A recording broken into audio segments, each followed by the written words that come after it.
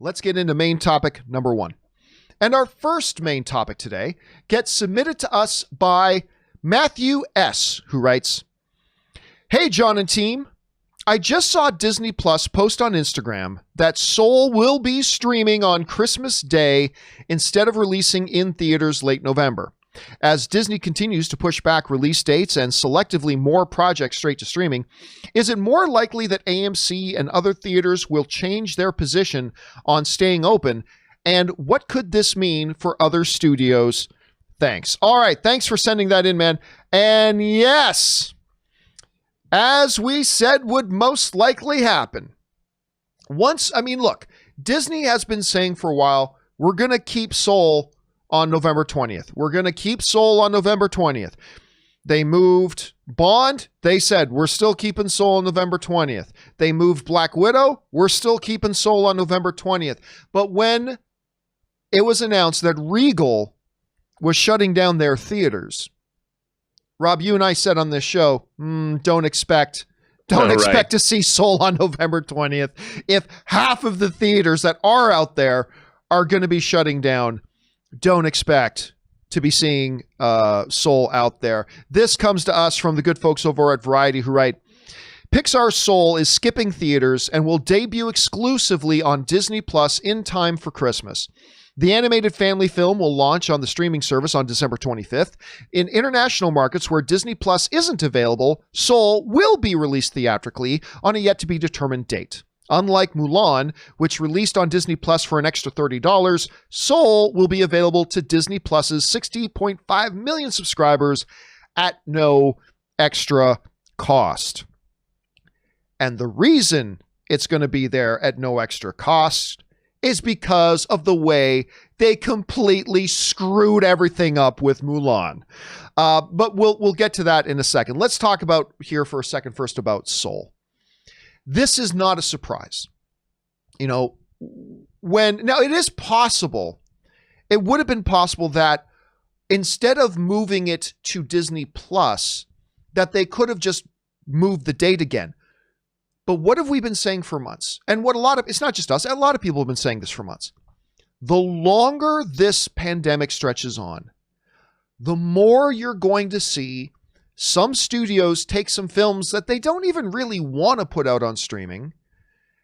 And if it's marginal, they're just going to have to. Why? Because they don't just have infinite release date possibilities. We've talked a little bit on this show lately about the fact that 2021 is overfull. It's overfull. Like 2021 was already pretty much, imagine a glass that's almost full up to the top with water, right? It had a full, vibrant release schedule prior to the pandemic. 2021 had a pretty full, vibrant release schedule. Well, now what's happened?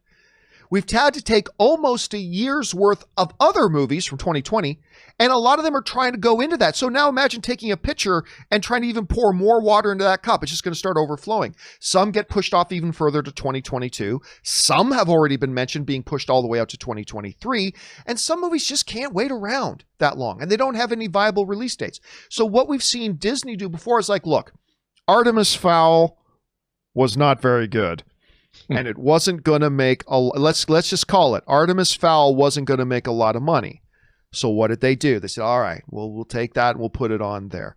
They tried an experiment with Mulan. That was an utter disaster. That cost them hundreds of millions to do what they did with Mulan. Not to mention, as we talked about on the show, pissed a lot of their consumers off that they said, oh yeah, you get it for $30, but you still don't own it. Like you still have to pay us $7 a month to see it. Oh, you're not a Disney Plus member? Oh, you get it for the same $30, but you get all the extra features. You get 4K and you get to keep it. You don't have to pay us $7 a month.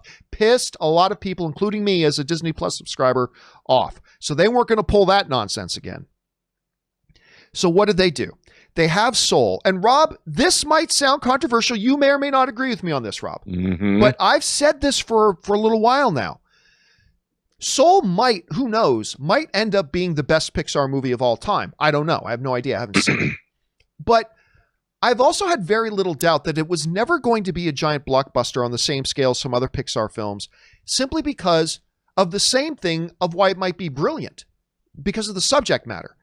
I think there are probably going to be a lot of families that go, don't want to take little Susie out on a movie about death and what happens after you die and blah, blah. I just think there's a lot of parents who are like, my kid's not ready for something like that. Or maybe they'd want to go out and see it themselves first to see if it's good for them or blah, blah, blah. Yeah. And listen, I trust Pixar. I do. But, you're talking about, oh, here's a guy in the trailer. Oh, he dies. And what happens after he dies? Where does his soul, is that something that, so I've just always thought that the subject matter, while it may make it an incredible movie, and I have all the trust in the world in Pixar, I've been pessimistic about commercially how big can it be. I'm not sure how big it can actually be.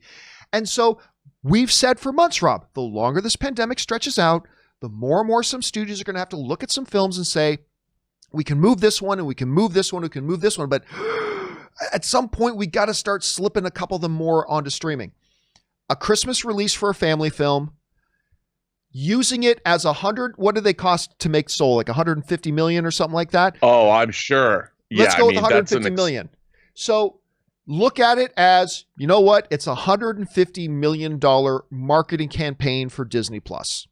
We are transitioning Soul from a theatrical release to a marketing campaign for Disney Plus. Look, they are still going to put out all their biggest guaranteed hits in theaters. Disney, more than any other studio, is very committed to the theatrical experience because they know that's where they make all their money. But I'm just not surprised that this was one they decided to move. It had already been delayed. 2021's getting packed. You got to put this thing out at some point. And compared to some of the other films that Disney has coming down the pipe, this one was probably not going to be as big at the box office as some of the other ones they have. So I got to tell you, Rob, looking at this, I think it's probably a fairly shrewd move on their part. I think it's a fairly smart move. I think it would have been equally good if they could find another place to bump it to. They're still very committed to the theatrical experience, but not surprised to see this. Rob, you saw this move of Soul. You surprised, not surprised, smart, not smart? How do you interpret it? Well, again, with the amount of money that these movies are making, when Pixar makes a movie, there are projections that are relied upon for the future. Like they know, okay, Pixar movies make a certain amount of money between this and this. So on a 150 million spend, let's say, Pixar's got a pretty good track record. So they know they're going to make 500 million, 750 million, $1 billion off of a Pixar movie. So that's revenue that they've thrown away. Now they've already spent marketing dollars on it. So there's already been a trailer. I don't know how much money. I mean, I don't know if there's toys and merchandising and all of that. But again, by moving it over to Disney Plus, they're still taking a major hit, a major financial hit. And while you said it, it's a marketing ploy for Disney Plus.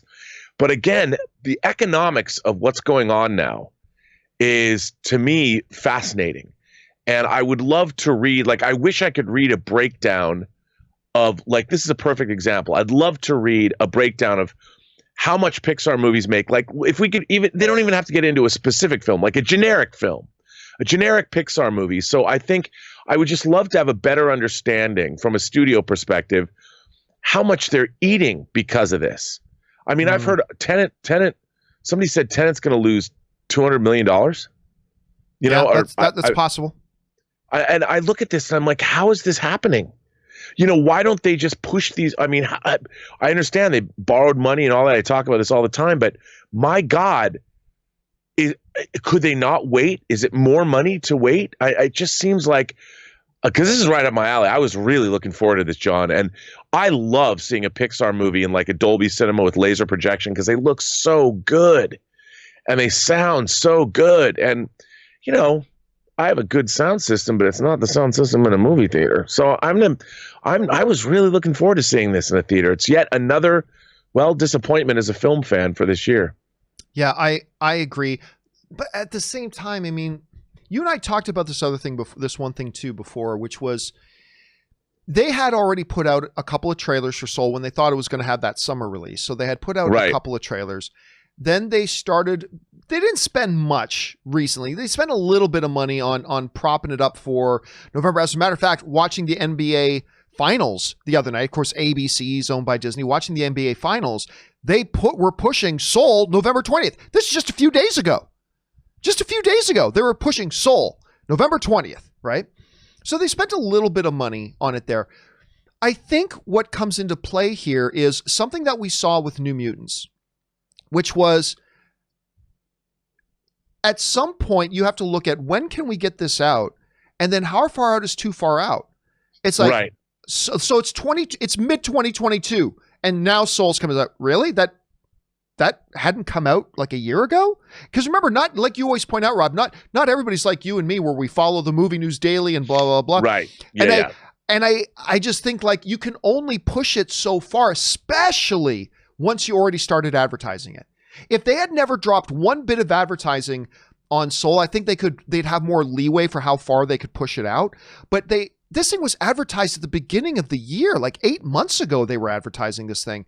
So how much further can they put? If they can't find a good date for it in 2021, which has become overcrowded, do you go as far out as 2020? At what point do the law of diminishing returns really kick in? And I mean, I don't have the answers. I'm just asking questions. But again, it's like a lot of things, Rob. These studios, these theaters, they're finding themselves in situations that they've never prepped for and that they could have never anticipated. And it's like everybody's just doing the best they can.